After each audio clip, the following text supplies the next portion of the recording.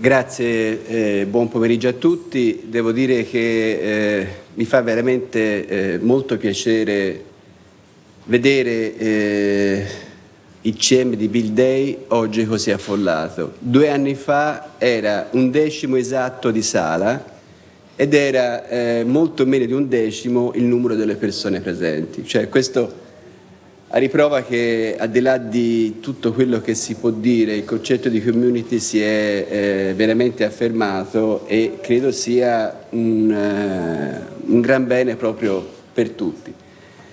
Bene, proviamo un attimo a avere un'idea di che cos'è il Consiglio regionale della Toscana. Okay.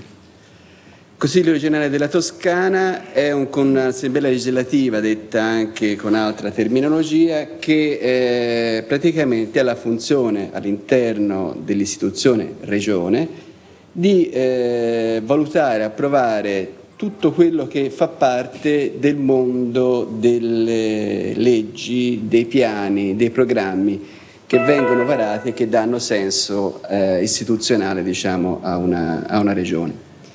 Di fatto, ospitando al suo interno non solamente l'ente di governo, ma anche coloro che fanno parte della minoranza, rappresenta di fatto la Toscana.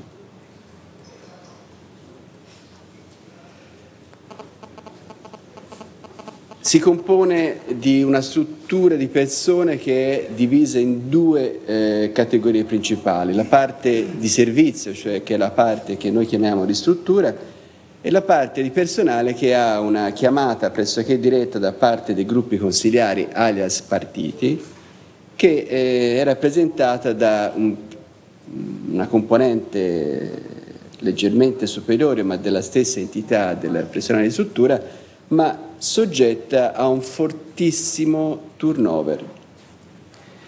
4 sedi e nello specifico il gruppo di persone che lavora con me si occupa del mondo ICT in generale, di tutto il mondo del printing, alias, detto in termini diversi, il mondo delle fotocopiatrici, eccetera, eccetera. Mondo della fonia a tutto tondo, quindi parte telefono tradizionale, VoIP, eccetera, eccetera, e telefonia mobile.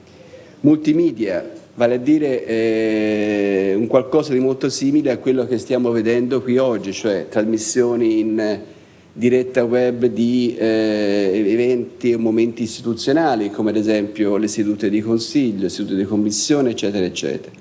Post-produzione, perché dopo la trasmissione in diretta c'è sempre la necessità magari di estrarre o di mettere in un archivio, cioè il concetto di mediateca, quello che è stato in qualche maniera registrato. Connettività e impianti di sicurezza. Il tutto questo per un totale di 7 addetti, segretaria compresi.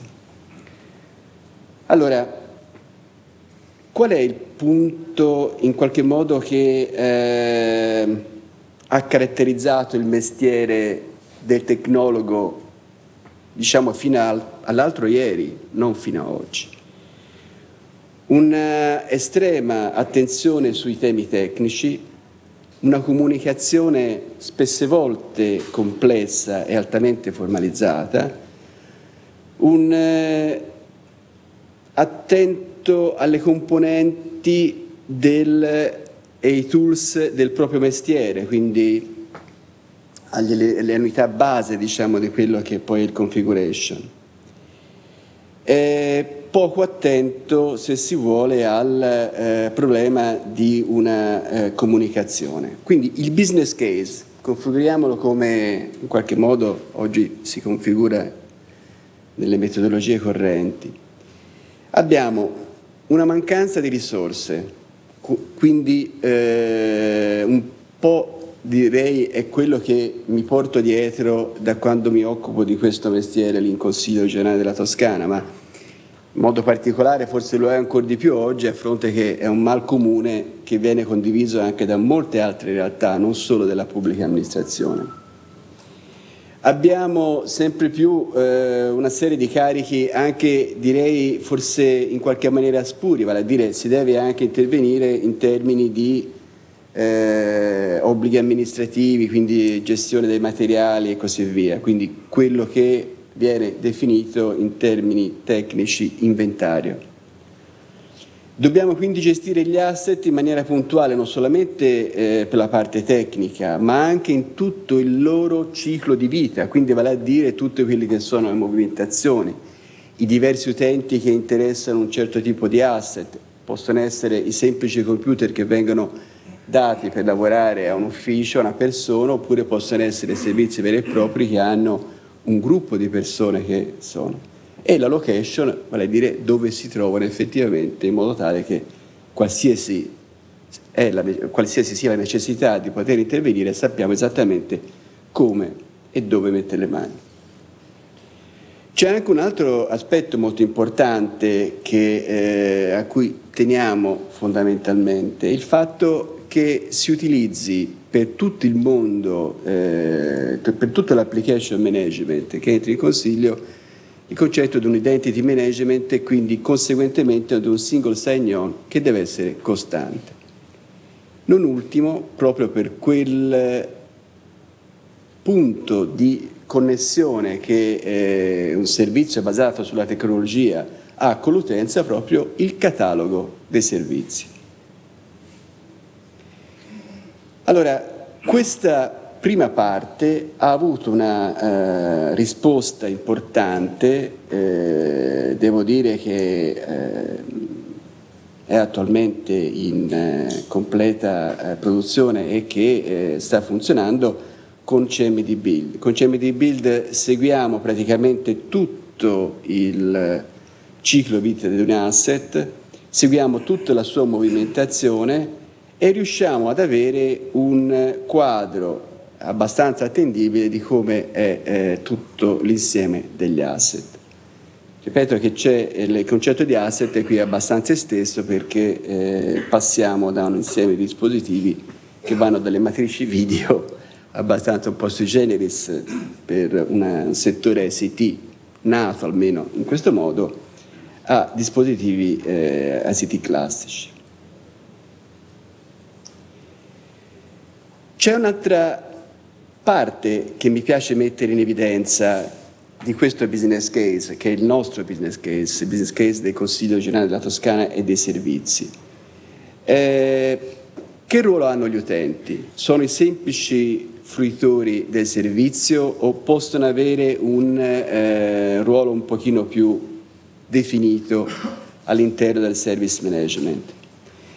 Anche quello che accade, che vediamo abbastanza frequentemente, è che anche nella PA si stanno praticamente cambiando, sia pure con quella lentezza che spesse volte purtroppo è oggetto delle critiche della società civile, una serie di atteggiamenti. Questi atteggiamenti che cambiano è che si sta vivendo una serie di interessi per la parte delle tecnologie, delle soluzioni applicative, eccetera, eccetera, che è completamente cambiata e sta piano piano avendo molta più, come dire, non userei una parola forte come passione oppure interesse deciso, però stanno avendo maggior peso e maggiore proprio curiosità nei confronti di questo aspetto.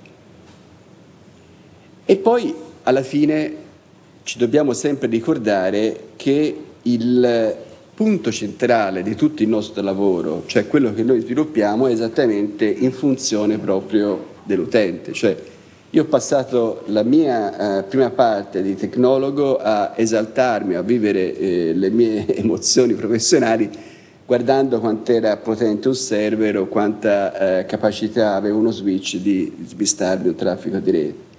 Adesso devo dire che in questa fase diversa, e in questo devo dire che ITIL è stata una profonda cura, diamo molto più peso, cerchiamo, quantomeno tentiamo, no? Questo processo, perché l'utente è un potenziale a tutto tondo, è un potenziale che può generare innovazione, è un potenziale che può generare aspetti e relazioni e collaborazione.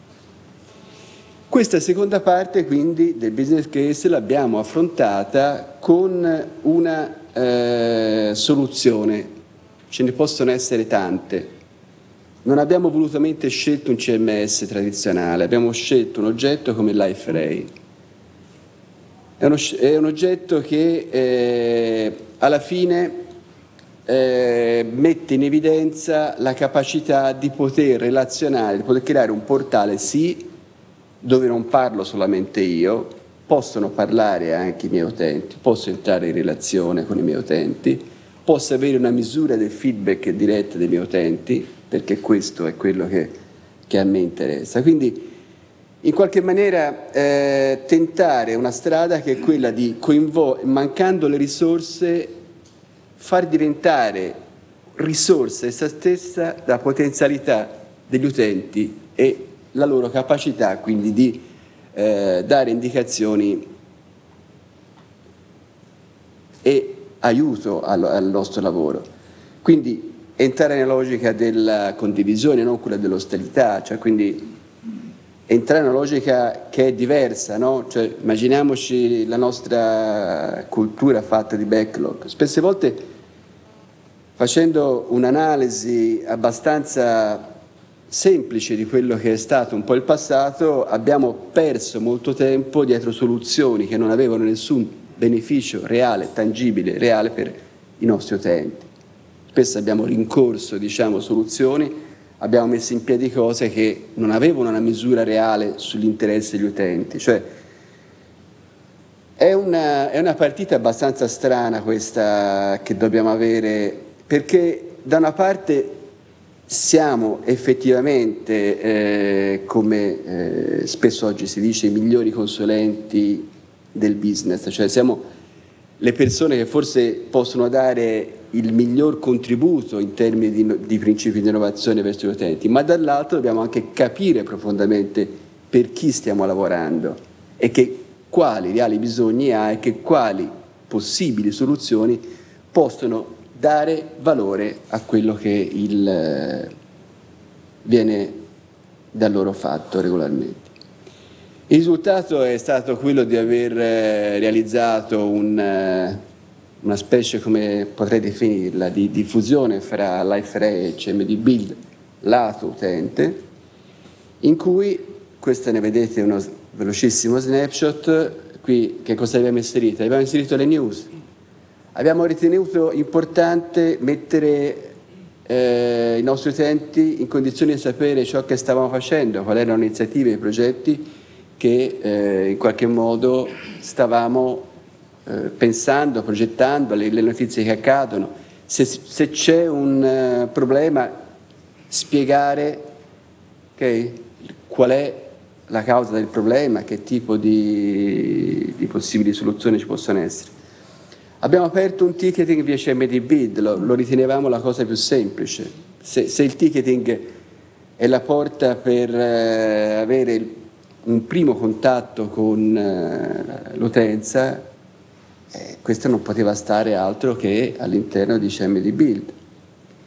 Abbiamo integrato addirittura l'anagrafico utente, cioè CMD Build riesce adesso a parlare con il nostro sistema di identity management e a correggere proprio in un principio di collaborazione quello che gli uffici che normalmente si occupano di personale e così via scrivono in merito alla persona. Se la persona, come immagino è in tutte le realtà organizzate, si rivolge va in un ufficio che ha un codice, quel codice deve essere vero. Se il codice non è quello corretto, viene cambiata, ma non è che deve andare all'ufficio del personale, è l'utente stesso che guarda i propri dati, controlla gli asset che ha, magari viene assegnato un computer, quindi sappiamo esattamente che la situazione descritta, cioè il modello descrittivo presente in CMD Build è esattamente più o meno quello corrispondente, quindi alziamo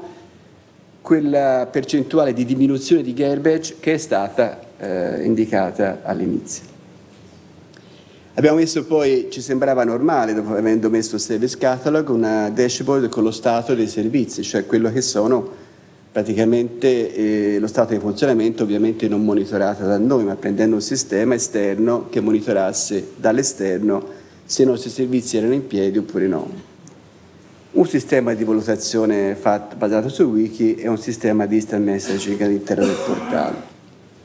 Questo si vede pochissimo, alle notizie come vedete vorrei solamente sottolinearvi il fatto che al fondo trovate due indicatori fondamentali, la tua valutazione con le stelle, ora perdonatemi, vanno anche abbastanza di moda, ora, però era il linguaggio dello strumento, e la media avuta sulla notizia.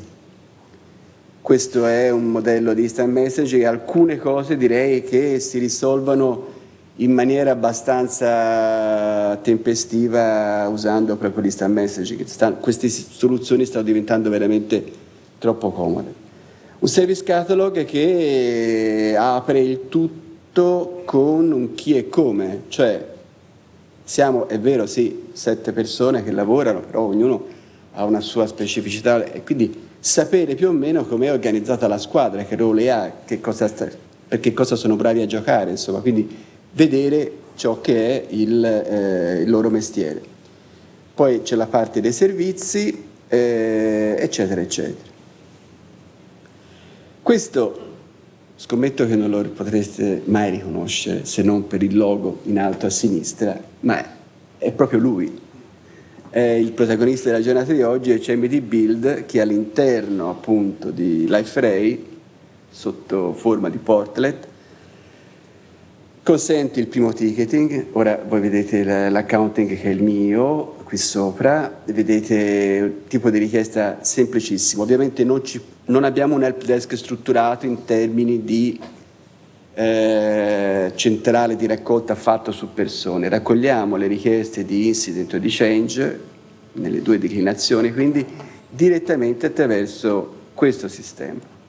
Poi viene fatto tutto il workflow successivo, che è la presa in carico oppure il rifiuto della richiesta, seguendo direi un protocollo il più possibile fedele a IT. Vedete sulla parte sinistra anche i dati anagrafici e le dotazioni informatiche, che sono quelle due voci sempre gestite da CMD Build che permettono praticamente di avere un riscontro esatto se le informazioni che io ho sulla persona, su quello che è l'asset assegnato, eccetera, eccetera, sono corrispondenti al vero o meno, grazie alla collaborazione degli utenti stessi che lo utilizzano. Questa è la dashboard, qui vedete che c'è stato un trattino rosso in un punto preciso e quindi ciò sta a significare che c'è stata un'interruzione dei servizi e fondamentalmente si basa sui due servizi principali che sono la parte web e la parte di posta. Ovviamente poi c'è un'analisi più completa, se ora riusciamo a vedere il modello funzionante. Questa è una novità che abbiamo da pochissimo tempo. Vi ho detto prima che è tutto praticamente integrato, almeno ci proviamo. E siccome è una delle cose importanti, avendo 4 sedi, giriamo avendo 2 persone che si occupano di gestire tutti i processi di incident e di change, più una persona che coordina questi due, che è diciamo il primo service desk di primo livello, abbiamo quindi una soluzione che, siccome siamo per la par condicio, funziona benissimo sia su Android che su iOS e Apple e che permette di vedere quei quadratini rossi sono ovviamente i numeri del ticketing acceso dall'utente, comprensivo anche della parte del proprio degli eventuali ordini di lavoro che vedete qua.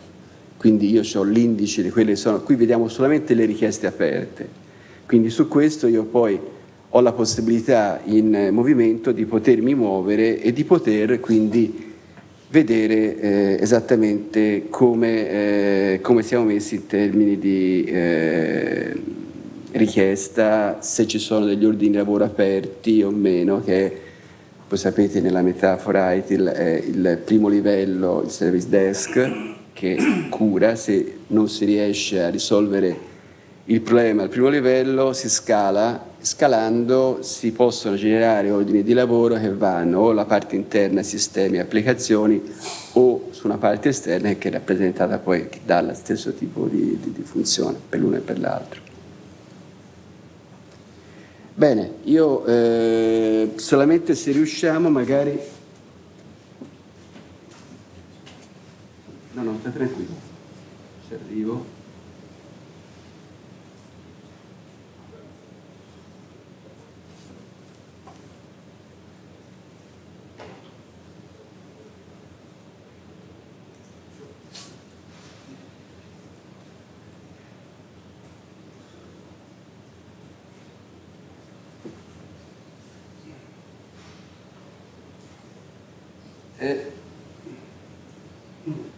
Solo per farvi notare una cosa, che è questo ci sembra molto interessante, il fatto che si possa accedere anche in mobilità in esterno, e c'è una ragione a tutto questo, no? Perché ormai è sempre più forte la domanda dei servizi in mobilità di quanto non lo è quella tradizionale, che vuole che i servizi siano accesi e pronti quando sono nella sede dove questi servizi normalmente vengono erogati. Allora questa logica qui ha portato praticamente a trasformare questo specie di portale, no? che abbiamo creato con la possibilità di interagire e di avere quindi un livello di interazione anche in mobilità in esterno, ed è fruibile anche attraverso dispositivi mobili di qualsiasi tipo. Vedete, c'è una persona connessa, riesco subito l'instant message a vedere in basso a destra.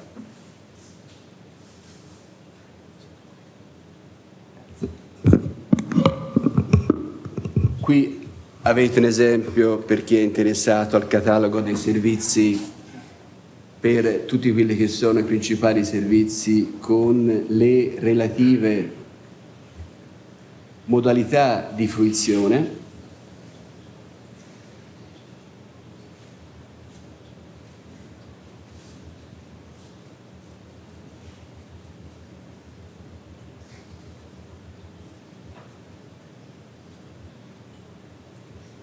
E qui vedete siccome il mio account permette di fare l'editor, sono io stesso che pubblico anche le notizie insieme ai miei collaboratori, ci sono queste etichette nere che però l'utente normale non vede, ok?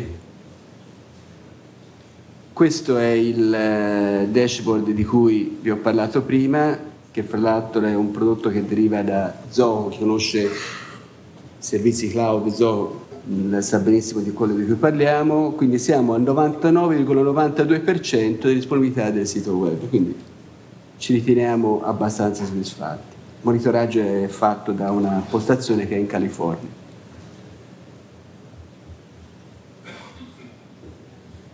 Le notizie, così le vedete ora, al di là della presentazione, veramente funzionanti.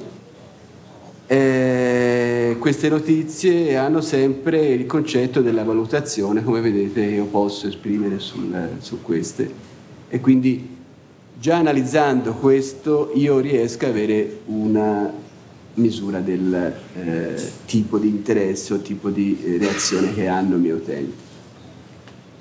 Io mi fermo qua, vorrei solamente ricordarvi che a Roma il 7 giugno ITSMF conoscono tutti, diciamo è ITIL in Italia, ok? O ITIL in Italia. C'è il convegno romano, ci sono due convegni annuali, uno a Roma e uno a Milano, c'è la parte romana, stiamo preparando delle cose molto interessanti, quindi sarà un'ulteriore occasione per approfondire i temi ITIL. Vi ringrazio dell'attenzione.